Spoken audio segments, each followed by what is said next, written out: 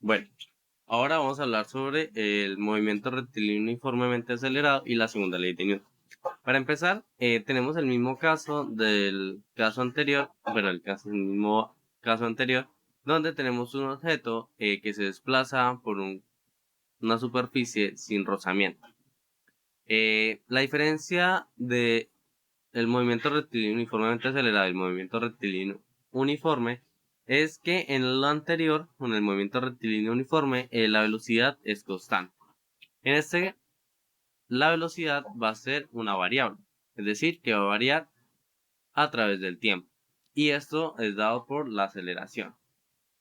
Y pues este movimiento rectilíneo uniformemente acelerado lo podemos describir mediante tres fórmulas. O sea, podemos predecir una variable del movimiento mediante tres fórmulas. Una de ellas es que la distancia es igual a la velocidad inicial por el tiempo más un medio de la aceleración por el tiempo al cuadrado.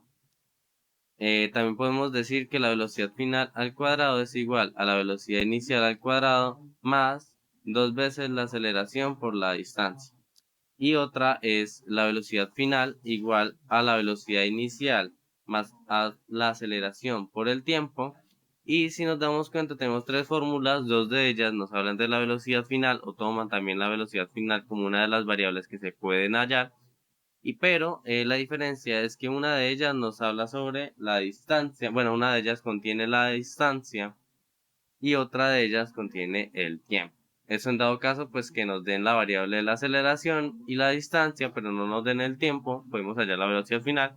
Y el otro caso es que nos den la aceleración y el tiempo, pero no nos den la distancia y también podríamos hallar la velocidad final. Esto es muy conveniente porque en los ejercicios hay veces que o en la vida real se podría hallar ciertas variables, pero digamos, podríamos tener para medir la aceleración y la distancia, pero no para medir el tiempo o al revés, o en viceversa, ¿no?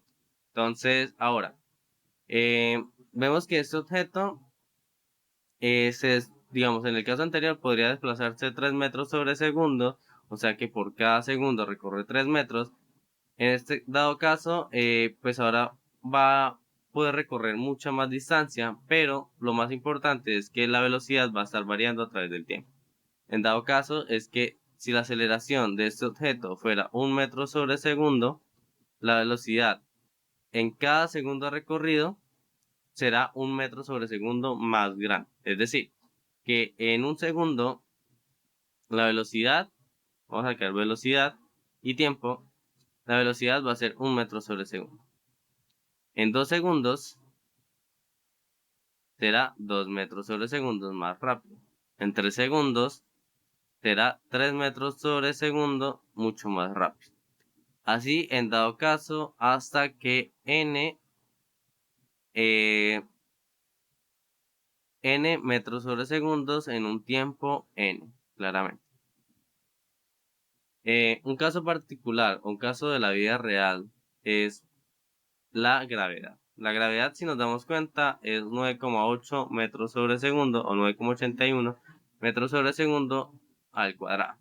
Eso no quiere decir que si un cuerpo cae desde el reposo, desde que su velocidad inicial sea cero, por cada segundo va a ser 9,8 metros segundo al cuadrado mucho más rápido. Eso quiere decir que en el primer segundo la velocidad va a ser 9,8 metros sobre segundo. Un tiempo 2 va a ser 19,6 metros sobre segundo la velocidad final en este instante 2. Así sucesivamente hasta n segundos, donde va a ser n múltiplo de 9,8 metros sobre segundos.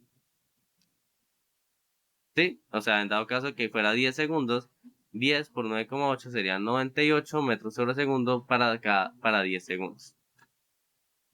Ahora, eh, ahora tenemos un caso particular y bueno, antes de hablar de un caso, un ejemplo particular, vamos a hablar sobre la segunda ley de Newton. Newton nos dice que la fuerza es directamente proporcional a su aceleración. Por tanto, eso quiere decir que a mayor fuerza, mayor aceleración. Ahora, la fuerza está las unidades, vamos a hablar de unidades, cuando colocamos los corchetes vamos a hablar de unidades, y nos damos cuenta que la masa es kilogramo y la aceleración es metros sobre segundo al cuadrado. Por tanto, las unidades de fuerza da en kilogramos por metro sobre segundo al cuadrado, lo que se conoce como newton. Entonces, un kilogramo por metro sobre segundo al cuadrado es igual a un newton. Ahora, supongamos que este objeto está siendo empujado con una fuerza de 5 newtons y que la masa de este objeto sea 10 kilogramos. Entonces tendríamos que la fuerza es igual a 5 newtons. La masa es igual a 10 kilogramos. Ahora, mediante esta fórmula podemos saber quién es su aceleración. Lo único que debemos de hacer es despejar su aceleración. Entonces, aceleración sería igual, pasamos m a dividir o aplicamos su inverso multiplicativo, que es 1 sobre m, ambos lados de la igualdad, y nos quedaría que es fuerza sobre la masa, y esa sería la aceleración, que al final de cuentas esto es 5 newtons sobre 10 kilogramos. Acá se cancela con los kilogramos que tenemos en las unidades de newton y nos queda que sería un medio de metros sobre segundo al cuadrado, que es, al final de cuentas es 0,5 metros sobre segundo al cuadrado. Ahora, sabemos que este cuerpo está siendo empujado con 5 newtons y quisiéramos saber su velocidad final, ¿cierto? Digamos que de el punto A que tenemos acá al punto B, ahí se recorrió en 5 segundos y quisiéramos saber qué velocidad final tiene en ese momento, entonces podríamos aplicar la tercera ecuación que tenemos acá. Por tanto, si quisiéramos saber la velocidad la velocidad final en ese tiempo, sabemos que la velocidad final es igual a la velocidad inicial, pues en este caso, desde un principio, pues no lo mencioné, pero este cuerpo parte desde el reposo, por lo tanto, su velocidad inicial es 0 metros sobre segundo, más la aceleración, que ya decimos que era 0,5 metros sobre segundo al cuadrado, y queremos hallar. Bueno, y ya sabemos que el tiempo es 5 segundos. Por tanto, la velocidad final es igual a 0,5 metros sobre segundo al cuadrado por 5 segundos.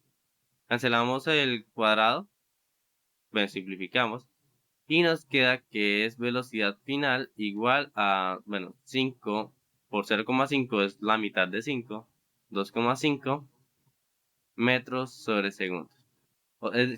Lo que quiere decir esto es que después de 5 segundos, ese objeto tendrá una velocidad final de 2,5 metros sobre segundo, porque su aceleración va variando y por lo tanto, digamos, comenzó con una velocidad inicial 0 y terminó con una velocidad final de 2,5 metros sobre segundo. Es decir, que por cada segundo transcurrido aumentó 0,5 metros sobre segundo. Y es así como podemos describir o predecir ciertas variables gracias primero, al movimiento rectilíneo uniformemente acelerado y segundo, a la segunda ley de Newton, que bueno, ya podemos relacionar la parte de fuerza con la parte del movimiento.